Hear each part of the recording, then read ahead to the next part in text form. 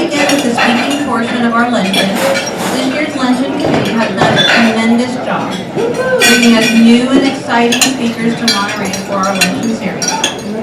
Every month the topics have been engaging and very well timed. Today's speaker is a progressive Protestant minister and the chaplain of Chapman University. She is also a trustee of the organization Americans United for Separation of Church and State. Kate made me promise to ask her to begin her presentation by reciting her elevator pitch, which Kate could not write down fast enough. Okay, but in a nutshell, Reverend Brink works for freedom, justice, and equality through nonpartisan education and advocacy around the constitutional principle of church-state separation. Please join me in welcoming Reverend Nancy Brink.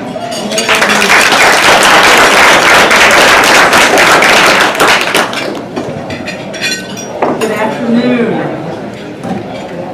All right, let's, you want to hear my elevator pitch? Yeah. Marketing people say you got to be able to say it in, between 2 or 3 floors.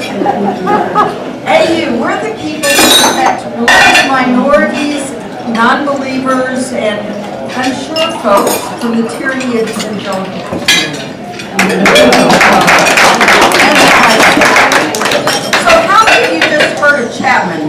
Since I'm actually getting paid today, I just have to do a little challenge. Good. We're a private university that was started by the Christian Church Disciples of Christ that I'm ordained in. We still have a relationship, but we are very happily not a religious institution. We are, in fact, I work in an interfaith center, and we support about 20 different groups from 5 different major religions, and I'm really happy to be a part of that community. So how many of you have ever heard of Americans United for Separation of Church and State? Few of you. Well, all of you can raise your hand by the end. Do we have anybody besides myself in this room that's a member of Americans United? Is anybody responsible in this room for bringing up, let's have AU come and let's learn about AU? We're trying to figure out, was it you? Cool, wonderful. So, I'm going to go get my water, and while I go get my water, I want you to be thinking to yourself, don't say it out loud yet. We're going to name the 5 freedoms in the First Amendment of the Constitution. See, I come from the university. All right? Name them? Speech. Freedom of speech. Freedom of the press. Freedom of assembly. Religion. Can anybody name the 2 clauses of religion? We'll get to that in a minute. That's the 4th one. 5th one. No. It's not right to bear arms or to arm bears. Either one. What? Nope. It's the right to petition our government for the redress of grievances. In other words, we can complain and make changes. Right, so here is that lovely First Amendment, and my group literally works on the very first part of this. Congress shall make no law respecting an establishment of religion or prohibiting the free exercise thereof. So there's 2 clauses in this. Government cannot say this particular religion is our state religion, or even act like it is. So we can't have an unofficial religion, but it also prohibits government actions that unduly favor one religion over another. It also prohibits the government from unduly preferring religion over non-religion. Okay? Or non-religion over religion. Hear all of those permutations there? Then the second is the free exercise clause. It's the right of American citizens to accept any religious belief and engage in any religious rituals that go along with that. Free exercise clauses of state constitutions which protect religious exercise. The clause protects not just religious beliefs, but actions people make because of those beliefs. Does that make sense? Yes. So for instance, if you are in a certain Native American tribe, peyote is used. It's a controlled substance, but the Supreme Court a number of years ago said, no, that's a long-standing religious ritual, and that is protected. Those kinds of things. So next slide. AU is 71 years old. It was born in 1948 after World War II. And I'm just going to read to you our mission and vision statement. Americans United for Separation of Church and State is a nonpartisan educational and advocacy organization dedicated to advancing the separation of religion and government as the only way to ensure freedom of religion, including the right to believe or not believe for all. Even our phrase church and state is problematic because that's a Christian term. The reason we keep it is the accepted way in law, but it is clearly meaning mosque and government, and synagogue and government, and state and government, depending on what religious groups use. And our vision statement, this is what we're trying to build. We envision a nation where everyone can freely choose a faith and support it voluntarily, or follow no religious or spiritual path at all, and where the government does not promote religion over non-religion, or favor one religion over another. Does that make sense? Okay. Next. So what are the things we do? I'm going to just briefly go through them, and then we're going to come back to them and look at them in more detail. We do legal advocacy. Mostly, we seek to influence change. Often, when we get a complaint, we'll do a little research, and one of our attorneys will send a kind of cease and desist letter and educate what group they're writing to about why their actions are problematic. And most of the time, that does it. Most of the time, when people really hurt this first clause of the First Amendment, they're doing it out of ignorance. And so that is one of the things that we've learned to do quite well. And then we work a lot with U.S. attorneys all around the country who find themselves litigating some church-state case. And we are seen nationally as the go-to experts to help them with research and argument. We write many amicus briefs for many different cases. They may be taken up by the ACLU or another group, and we work alongside each other a whole lot. And finally, we look for those cases, and I'm going to tell you about two of them today, that we believe will serve as precedent-setting cases in the area of separation of religion and government. So that's our legal advocacy. Outreach and engagement. We do advocacy and education on state and then the trickle-down local initiatives, and there'll be a lot more about that coming up too. Communications, I just put around the table here in the middle. We do a small monthly magazine that is excellent. It's easily read, thumbnail issues, how cases have been resolved, that kind of thing. So that's one of the perks of being a member of AU. And we have an excellent website with blogs, with information on different things that I will be bringing up. And finally, public policy. We work to shape the debates around federal and state initiatives. Does that make sense? Okay? So let's go dive into public policy. Next slide. How many of you have heard of the Do No Harm Act? Several of you? This is the third year it has been introduced. This year it was introduced by U.S. Representatives Joe Kennedy of Massachusetts and Bobby Scott of Virginia, and our own Kamala Harris has introduced it in the Senate. Right now, about 70 representatives and 30 senators have co-sponsored the bill, along with, now these numbers, it's changing every week because our Democratic field is changing every week. Have you all noticed that? Sometimes, even over the course of the day, several more. But all of our first 10 presidential candidates in the Democratic side have endorsed the Do No Harm Act. So the Do No Harm Act is working with a law that was passed in 1993 called RFRA, the Religious Freedom Restoration Act. Its original intent was to protect religious freedom while of religious minorities, basically.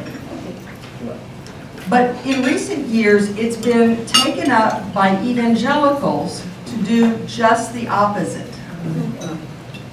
So these are the folks who think, if I'm a baker and I don't like gay people, I don't have to bake a cake for them. Or if I'm a pharmacist and I don't believe in abortion, I don't have to dispense that the pill, that overnight abortion pill. All of these kinds of things. So what we're getting is this huge pushback in legislation and in the court system, trying to carve out special exemptions.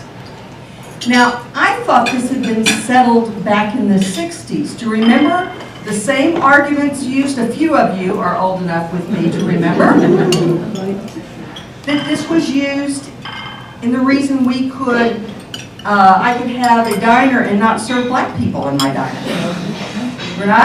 Or not let them use the bathrooms. You know, all of these things.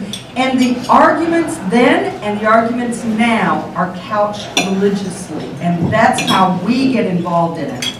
It's when the arguments are made on religious principles and wanting to privilege one religious viewpoint over another that we get involved. So this Do No Harm Act is trying to restore the federal RFRA back to its original intent. We have been so disturbed that this RFRA has been used to evade child welfare laws. I'll talk more about that a lot.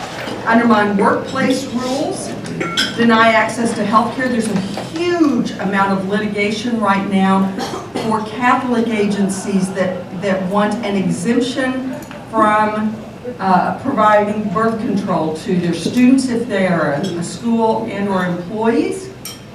And we are very, very active in this fight. Good. That not to have this little religious carve out. In fact, we all remember that Obamacare gave them the out. We will pay for this federally. You don't have to pay for it. And that was not good enough.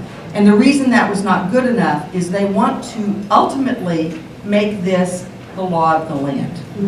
And that's why they are doing this. So, we're working very hard on the Do No Harm Act, and if anything I come up with, you want to start writing people in Congress about these issues, I would certainly love it. I know one of I've lived my whole life in red states until I came here 10 years ago. And so people in California say, we really don't have these kind of problems. We may fall off into the ocean from the big one, but we don't have these kind of problems. And I said, well, do you have family in Missouri? Do you have a friend in Alabama? Is your brother still in Texas like mine is? Educate them. So the next slide.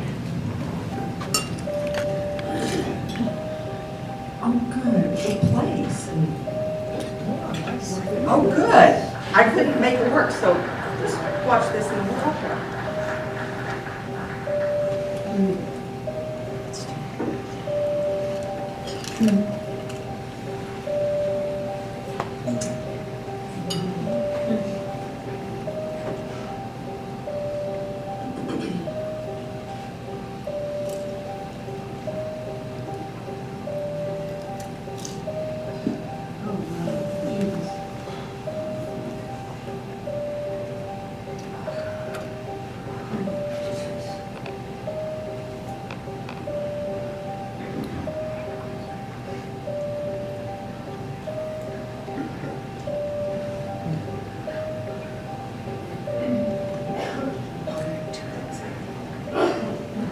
So I'm going to tell you a lot more about Project Blitz, but we were the organization that on the left that first started understanding this strategy, this legislative strategy. And we've been the ones who have brought it to NARAL, to Planned Parenthood, to LGBT organizations, all of those groups, and now we're working in partnership. So I'll tell you more about it in just a few minutes. Also, we have been working for a long time against the school voucher movement. School vouchers take money away from public schools. Absolutely. And then they go into the coffer of private schools, usually private religious schools. And it's taxpayer dollars. So you can see there why we would be very much against that. Next one. Let's look at something else here. All right, who knows what the Johnson Amendment is? The Johnson Amendment is decades old, and it is the amendment, the law that says any house of faith cannot tell their members how to vote, who to vote for. You can have workshops and education about issues, that's fine. But you cannot say, I couldn't as a minister of my own congregation until 10 years ago, I couldn't stand up and say, all right, vote for the Democrat of your choice. That wouldn't work. And the thing that you can lose if you are a religious organization that says this is how you should vote, this is who you should vote for, is you can lose your tax exempt status, which that is huge. Almost every religious group I know of would go under immediately if that happened to them. So Trump vowed as part of his bid to be president that he would totally destroy, that's in quotes, this provision.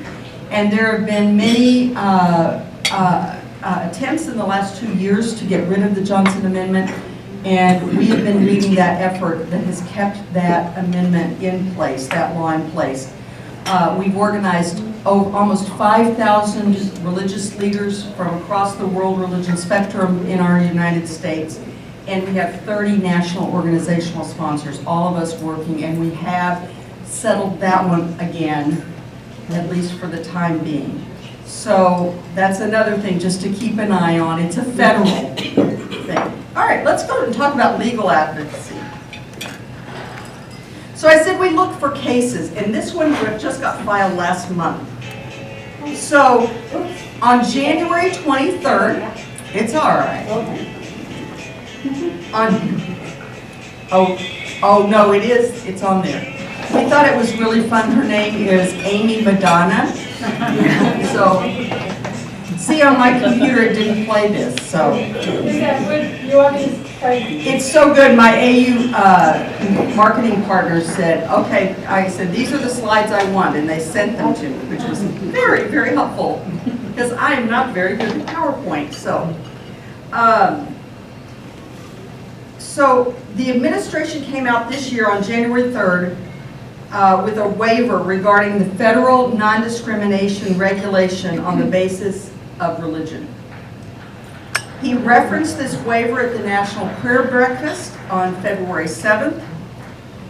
He said, my administration is working to ensure that faith-based adoption agencies are able to follow their deeply held beliefs. This sets a dangerous national precedent. Texas has requested a similar waiver. We're going to be talking about a case in South Carolina. And there are about 10 other states who are seeking to do the very same thing. To use religion to justify discrimination against parents, volunteers, and even children. So let me tell you a little bit about Amy Madonna of South Carolina.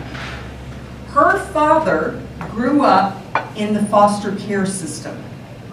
And back then there was virtually no background checking or education of foster parents. And it was deeply difficult throughout his life. And Amy was raised in a household where her parents cared for over 100 foster children. Sometimes it'd be just a few days to a few months. And she felt like that was one of the most powerful, positive, shaping forces in her life. So she has 3 special needs children of her own. And she looked around and worked with the Miracle Hills Ministry Adoption and Foster Agency. It's the largest agency in the state of South Carolina, and it gets about 600,000 federal tax dollars a year. And they were so happy to have her come, and they did all of her education, and she was filling out her final paperwork, and they asked the name of her church. And she put the name of her Catholic parish down. And they went, "You're Catholic?" "Yes." "Well, I'm sorry, but you are not appropriate for this ministry because our children need to be educated in right religion." So, she's our plaintiff. There have been others, LGBT parents that have been turned away,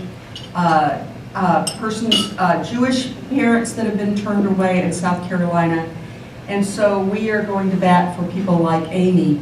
And we hope this is a case not only that we can win, but can be a precedent-setting case in other states, because this movement is happening everywhere. So it's unconstitutional if you get government money to discriminate. That's our federal law. And this carve-out is very, very damaging. And it really hurts children. Does anybody here, has anybody worked with any foster or adoption in this? Yeah. Can we get enough foster parents? Never. Always. And so to say, somebody who is so ready and willing to do this, to say, "Nope, sorry, we don't need you." So that's one of the lawsuits that we're doing. Let me, on the next slide, take you to one we just won. Oh yeah, when you turn it again. It's playing the Lady Madonna. They like the Beatles. Anybody want to dance with me? Yeah. This is so funny. There we go. So let's go to Louisiana, my state of birth. This is Reynolds Moore. He is the coach of the Benton High School football team in Bossier Parish. Now the word parish in Louisiana is the same as county. Prior to our lawsuit on behalf of 8 anonymous parents, why were they anonymous? Death threats. Seriously, if you take on any church-state separation issue in certain parts of the South, it's very dangerous. These are the things that they were seeing happening in their parish. At almost all high school football games in Bossier Parish, they would open any event with a prayer by the school principal or a clergy member, a Christian clergy member, Protestant clergy member, or a student council chaplain. Coaches would host pregame meals at local churches, invite players and encourage them to be part of Fellowship of Christian Athletes, and distribute Bibles and shirts with religious messages to the team members. Our client told us that their son felt pressure to go along with all of these religious activities. He grew up in an atheist household, and that was his personal views. But he felt like if he told the coach this or tried to get out of it, he would be moved from first string to third string. And he hoped that his football experience would lead to a college scholarship for him. So he went along with it. The good news is we reached a settlement halfway through, and that happened just a couple of weeks ago. And the whole parish has owned up that they have decades-long problems with church-state separation. So this is the first of a kind thing that's been put in place. A religious freedom monitoring committee will be put in place for the next 12 years, and AU gets to help name half of the committee members. We will use local people, but we'll use diversity in that. And we hope that this idea catches on, because often it's a systemic problem, not just one person that you need to work on. So we're really very, very excited about this, that this group might really change the culture of this whole county. Let's go to another little issue we get into. A lot is around invocations and what you can do at the beginning of public meetings. So we've been working on a case in Florida. We're representing a group of humanists, atheists, and non-theists in Brevard County. Brevard is, which it's not Miami-Dade, it's the one just north. Yeah. All I can think of is Palm Springs, and I'm saying, no, that's California. Anyway, so all of their county meetings were opened by Christian ministers or Christians. And so they had just been asking if they could have some non-theist or different religion persons, and they were always denied. So we are working on making that change, and that is happening. So, you know, again, that's a thing that we've been working on with ACLU and the Freedom from Religion Foundation. Then we've also been working in Pennsylvania on the same kind of issue. In the state legislative assembly, they have been having this kind of discussion, and they had a non-theist finally get the right to do an invocation. But another state assemblywoman, Deanna Walker, on the first day when they were swearing in their first Muslim woman, gave an invocation where in less than 2 minutes she invoked Jesus 13 times, God 6 times, Lord 4 times, and said this: Jesus, you are our only hope. And at the name of Jesus, every knee will bow and every tongue will confess, Jesus, that you are Lord. And they really feel quite clearly she chose to do it on that day, to put down her new colleague in the state legislature. The interesting thing is the non-theist prayer has now gone viral, and one Pennsylvania newspaper said, an atheist shows Christians how to pray, which I thought. So, again, we're working in Pennsylvania. Let's go to the next one. So let me tell you about Project Blitz. Has anybody heard of Project Blitz before this day? We had not either till last year. All right, next slide. So how did we first start noticing it? In 2017, I think hit again. In 2017, there were 3 states where almost identical bills went up mandating that public schools post "In God We Trust" in every public school. All right? Next, click it again. This was the next year.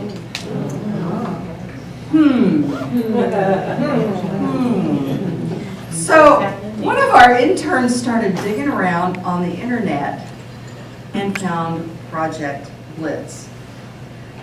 Most of the early ones are kind of, you know, like, okay, it's kind of stupid that we would put that up, but it's not going to really, is it going to really harm anybody? No.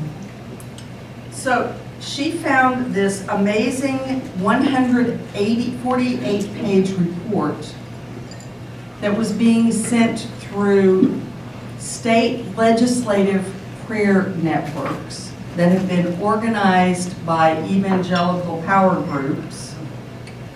And that's where they were getting all these playbooks. So they give model bills. So even a dumb person can introduce a bill because you don't have to research it or write it. They give you all the talking points, and that's how it starts. So let's go to the next one. So they have a playbook strategy. First, these "In God We Trust," things like that, to promote Christianity in the public schools. Second, they want our nation to recognize America officially as a Christian nation. Thirdly, they want to weaponize religious freedom to harm others. So whoever you want to other, if they're not like you, you don't have to serve them, you don't have to care for them, you don't have to do anything. And finally, they really do want to obliterate this wall, separation of church and state. They start with the easy bills to just start getting people to trust this process and put us to sleep. But it is the slow erosion of church-state separation that we are watching like a hawk. So next. So redefining religious freedom, that is really the goal. Remember I said we want this bill, do no harm bill to strengthen RFRA. They want to weaken RFRA. They want to move on to more controversial bills, including they want to permit Bible classes in public schools. And you can do a Bible class in a public school that does not harm church-state separation. I could teach it easily. I would teach the Bible, much like if you were an English teacher, you would teach Shakespeare. You know? Let's understand the culture that it comes from. Oh, let's make the ties to world literature and why that has happened, because it's been such a cultural milieu. And let's then talk about how Christianity and other religions grew up in its own cultural context. All of those kinds of things, which actually makes you a better citizen. You could do that with any other religion. So this quote, this is what they say in their booklet. We recognize the place of Christian principles in our nation's history and heritage. And we want to define public policies of the state in favor of biblical values concerning marriage and sexuality. So that tells you who they're coming for, right? It's really, they're trying to do with LGBT rights exactly what they are fairly successfully on the state level in many states able to do with abortion rights. And they're following the same playbook. Next slide. So this little map, the dark red Project Blitz laws were passed in 2018, and new bills are introduced. So you see 4 states that are the dark red. 2 states, sorry. Three, yeah. And then the red bills they passed laws in 2018, but so far, again, this is maybe last week that changed, nothing new has been added. And then you see the light pink, how many states these new bills are being introduced in. And some of them more than one. They're trying to do state RFRAs, modeling it on the federal RFRA, so being able to carve out justification without any legal consequence for not serving people that are not the right kind for whatever reason. Does that make sense? Yes. So, they're also doing FADAs, First Amendment Defense Acts. These allow anyone who believes marriage between a man and a woman and sex is reserved for marriage to ignore any laws that conflict with their belief. Very explicitly targeting LGBT people. And then the other thing that's happening, and this is what's happening in South Carolina, is an adoption refusal bill, allowing taxpayer-funded adoption and foster care providers to refuse to serve any child or parent that they have any kind of religious objections to, without any consequence. So this is just insidious, and I hope that you will learn about this. You can find, if you just put Project Blitz in the internet, you can find it, you can read it yourself, and you can send it on to people in other states that are particularly being targeted. So let's look a little bit about who's behind this. It's a whole group of evangelical organizations, and one of the examples is this guy, David Barton. He is the founder of a group called Wall Builders. You love that title? He claims to be a historian. He's a revisionist historian that advocates that the U.S. was founded on Christian principles as a Christian nation, and very well connected in the evangelical Christian establishment. He argues that the government should, in quotes, regulate homosexuality like cigarettes and trans fats that are, as a lesbian, I love that. Yeah, let's put it in there. Okay. That our founding documents were based on the Bible, especially the book of Deuteronomy, and that we have not yet cured HIV/AIDS because it is God's punishment for the sins of homosexuals. In a blog that he wrote in 2017, he says this: there is substantial merit for maintaining the ban of homosexuals in the military. Now listen to this revisionist history. The founders instituted this ban with a clear understanding of the damaging effects of this behavior on the military. Was this an issue at the founding of our nation? Anyway, though he has since renounced them, he also was a darling speaking at white supremacist rallies and events and groups in the 1990s. So, next one. Why is this so dangerous? Does anybody in here not get why this is so dangerous? And it is, again, part of this connection to larger movements. I, this week, met with a beautiful freshman young girl that I had in my class last fall. And she's Republican. I knew she was Republican in my class, and we had some great conversations. And she wanted me to write a letter of recommendation to the Student Government Association to get money for them to send her to a conference in Dallas, Texas, women students from Turning Point USA. And it is a Project Blitz kind of thing, but it's targeting colleges. And they're particularly wanting to get conservatives in student government, because college student governments, particularly the larger schools, they control millions and millions of dollars. And so they want student fee dollars to pay for their kind of speakers and their kind of trainers. They're being kicked off universities often because they actually will come in and help try to get their folks elected to student government. And so, you know, you'll get t-shirts and posters and all of that, which no university allows. You can't be funded by an outside group. It's not good. And so I'm trying to keep it off of my campus. Next one. Conservative organizations have a three-part strategy. First is the courts. We've seen that in these last two Supreme Court nominees. They are terrible on church-state separation. We worked so diligently, particularly on the Kavanaugh nomination. He was clearly the worst on this kind of issue for us.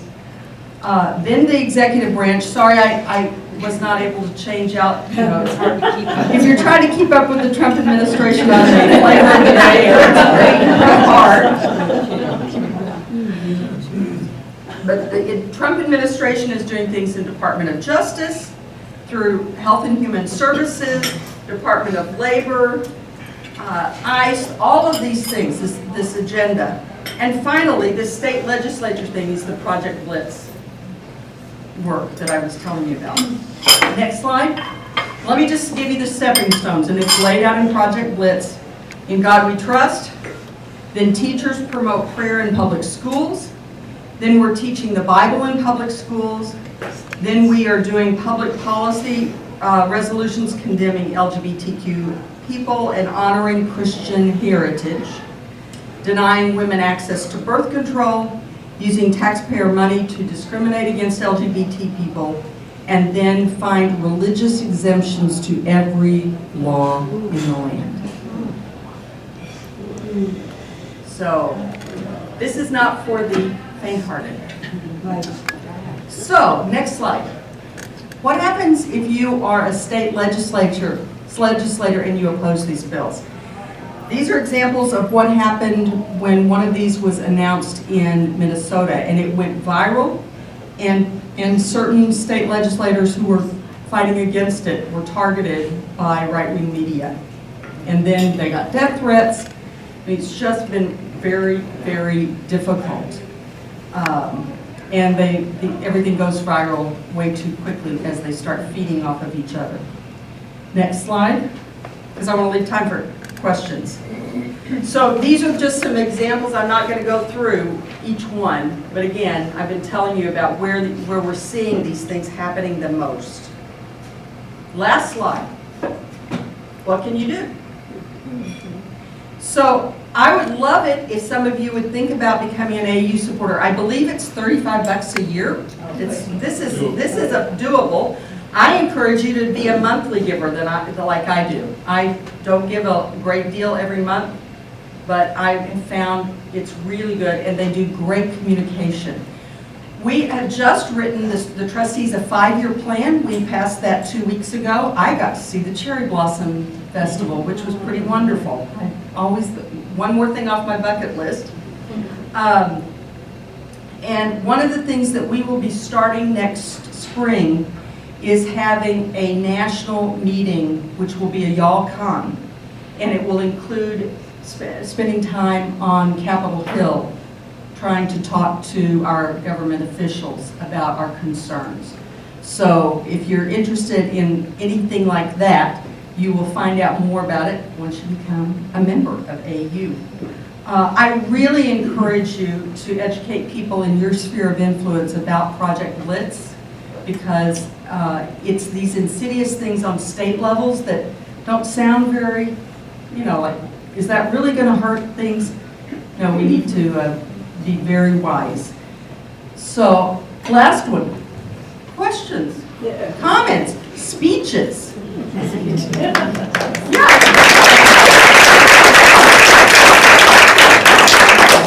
Can you comment on the president's attack on Congresswoman Beaumont? Louder. She asked if I would comment on the president's attack on Congresswoman Omar.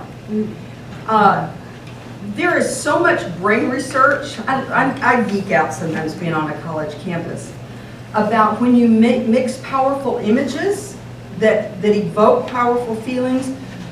I have no question that she probably could have said things a little better and clearer, but for Trump to then promote a little video that then has images of Islamic terrorism,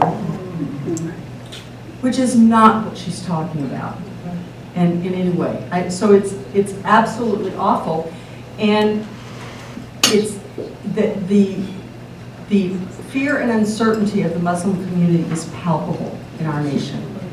Last year I was with several mothers whose Muslim children are at our university, and they talked about that the worst thing about having them there, they knew they were safe on our campus, but is getting them on a plane and flying them from wherever their families live. Think about what it is like to fly Muslim these days.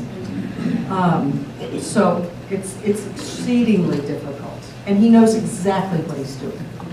The Roy Cohn playbook is playing out long after he is dead. If you don't know who that is, go look him up as well. Yeah. Anybody else? Yeah. I was wondering if your organization thought that veterans should be prohibited from using the GI Bill at Catholic University. That's an interesting question. I've only been on the board for 6 years, and I don't know if we've ever thought about that. But I'm gonna write that down. Yeah, how do we do that? Yeah, I thought to ask the question when you were making your remarks about Yeah. vouchers. yeah. The GI Bill for, thank you. No, I didn't have it here. Uh-huh. For religious schools, yeah. Thank you. We have another question over Yeah. here. So first of all, thank you so much for the presentation. It's been awesome. There's so much work that needs to be done today across the nation. Yes. How do you select which one? There's so many. I'm on the development committee. I do development work for Chapman, Okay. and they were just talking about things you give to, and I was sitting in my board meeting, and I started writing down what my wife and I give to, and I stopped at 24 different things. And there's 6 things in our will, including before children, you know, all of these things. So I really get that. I think choose several different things and give smaller amounts, but give monthly. You don't feel it, you really don't. $10 a month, but what these organizations can do with that $10 a month and others is phenomenal. So go where your heart is. Yeah. But I really resonate. Because how many of you could say you give to at least 10 different things? Yeah. But not monthly. That's a lot, right? Well, see, yeah, I just put it on my credit card. It hits my credit card and I get miles. All right. Somebody had their hand up. Here we go. I just wondered if there's anything you're doing proactively with the schools. I'm on a school board, so I'm thinking, you know, I mean, we say the Pledge of Allegiance, but we don't have invocations. We do so many, remember I said we write letters when someone complains about something? School boards are really not wanting to get into lawsuits. Yeah. So usually our cease and desist letter with just some basic education and pointing them to easily found case law takes care of it. I'm thinking something more in the curriculum so that, in other words, like a proactive curriculum about world religions or everything. I would love it if we would start doing that. Because that's the only way to. One of the things we've done at Chapman that doesn't happen in most universities, every university across this nation is dealing with diversity issues. Very few of them think to include religion as one of the diversity issues.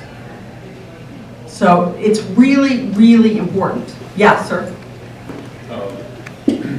I'm a life member of American Atheists and Yes. Freedom from Religion Foundation, and the word atheist has been massively demonized Yes. by what I call the religious crazies, these fundamentalist people. You and I probably have a lot in common that way. How does AU coordinate with AA and FFRF with their legal efforts going on? Absolutely. This Brevard case that I was telling you about, we are working with the Freedom from Religion Foundation as well. It's interesting because we really are seen as the longest running legal scholars on this, so groups come to us, even ACLU, even though we're just tiny by comparison. But part of it is we are so laser-like focused. It was a huge debate to get into both the reproductive rights and abortion rights, but finally it just became so obvious that the only ways this is being fought is with religious arguments. And the same with LGBTQIA people as well.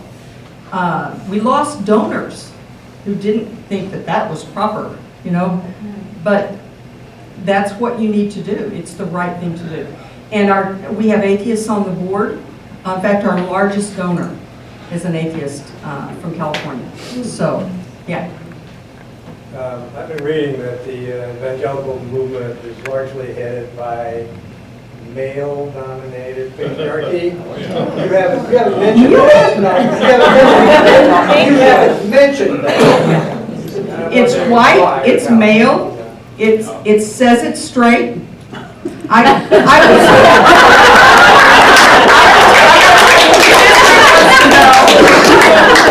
once went to one of these mega churches conferences just because I thought I should go see what they're up to. I did that in the 90s. I'm lesbian myself. I'm actually the daughter of a gay man too. He's 93. So even though he was not out to me until I was 20, I realized I was around gay men all my life and didn't really know it. I have never seen so much cruising going on among the men. Seriously. And actually, I sat there in one session and just wept because of the toll it takes to be in the closet. And I know they sincerely love God. My father went through treatment to change in the 1950s, you know? And it's still going on. So even though it makes me mad, it breaks my heart even more because I know what that means in people's lives. So, yeah. In the Pledge of Allegiance, in the initial iteration of it, Yes. Under God was not in it. Right. And I guess it was removed sometime in the... It was added in the 1950s. It was part of the McCarthy craziness that we did in the 1950s. Have we done anything to remove it to get back to... We would love to do that, but we want to choose battles that make more a significant difference in people's real lived lives and avoiding danger. And I mean, we have to do it at Chapman all the time, and I just say one nation with liberty and justice for all. I mean, that's how I do it. As a theist who loves God, I'm a Jesus person, but I don't. It's ridiculous that it's in our Pledge of Allegiance. But there's no current movement. Not that I know of. That's certainly not our group. No, we're trying to keep people alive. I mean, our attorneys, for instance, lived in the Washington airports when the first iteration of the Muslim ban happened.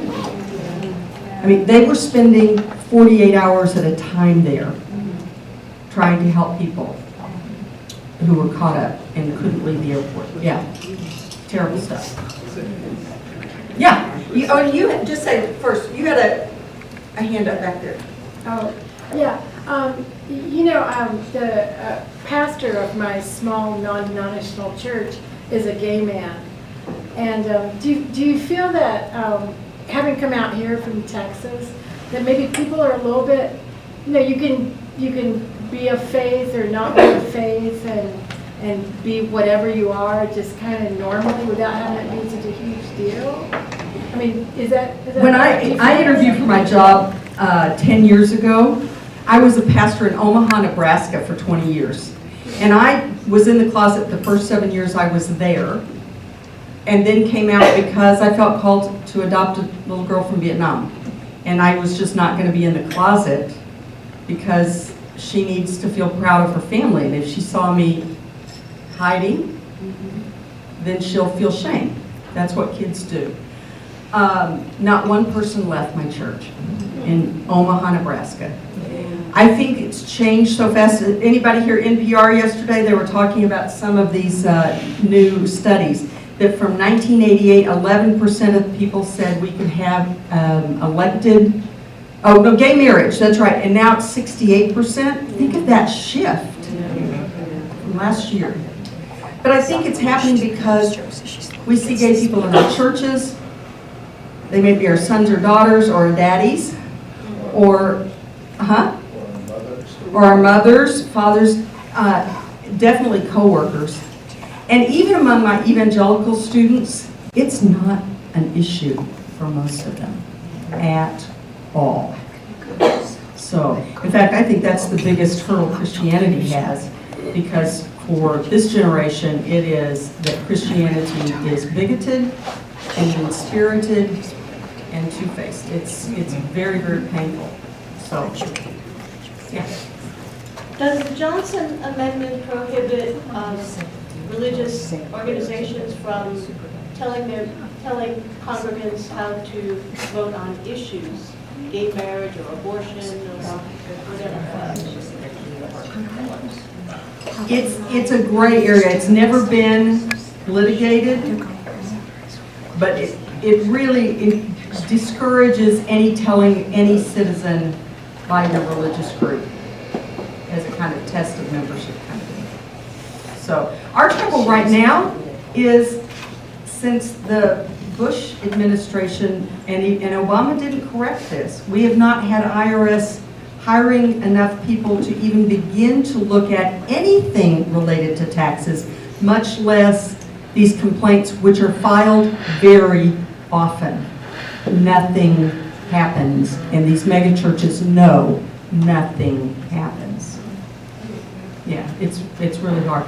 So, but first we just have to keep the law in place, and then hopefully we can get an administration who actually puts some teeth behind the law, because it's very important. None of us should be told how to vote. Anything else? I have a question, if you all don't mind. From Kate. Among BWMC club members, we are in complete and total agreement with a woman's right to choose as a fundamental to her freedom. Yet our congressmen and many leaders within the Democratic Party subscribe to a different view. That should widen our tent to include pro-life Democrats.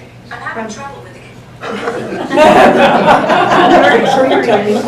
Thoughts on this current trend toward minimizing support for reproductive rights?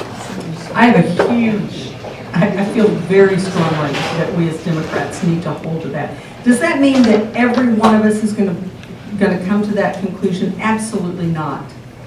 But to spend our dollars and our capital of time on candidates that are not pro-choice ultimately plays into their hands.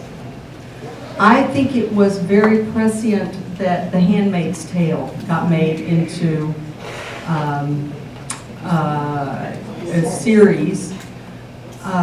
You only have to spend a little time on the Project Blitz website to go. There are people who would love this to happen. Not the most of them, and believe me, I have got dear friends who are evangelical Christians who are horrified about this kind of stuff. AU was founded mainly by Baptists. It's this sea change. And there are many evangelical pastors, particularly young ones, who are kind of branching out on their own because they just don't buy into, they don't drink this Kool-Aid. So I love that they're, but I think we ought to keep our house clean on this one in terms of who we really give the energy and support for. But even so, our tent needs to be bigger, always. It just does.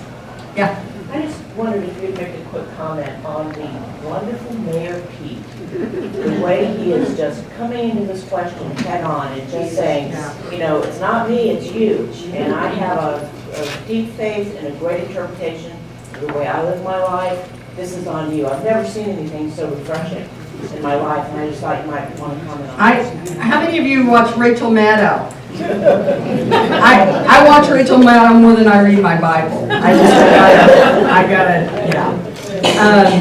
I loved watching these two Rhodes Scholars the other night because she did her first interview with him. They're just both wickedly smart, but he is deeply deeply faithful and is calm and grounded there.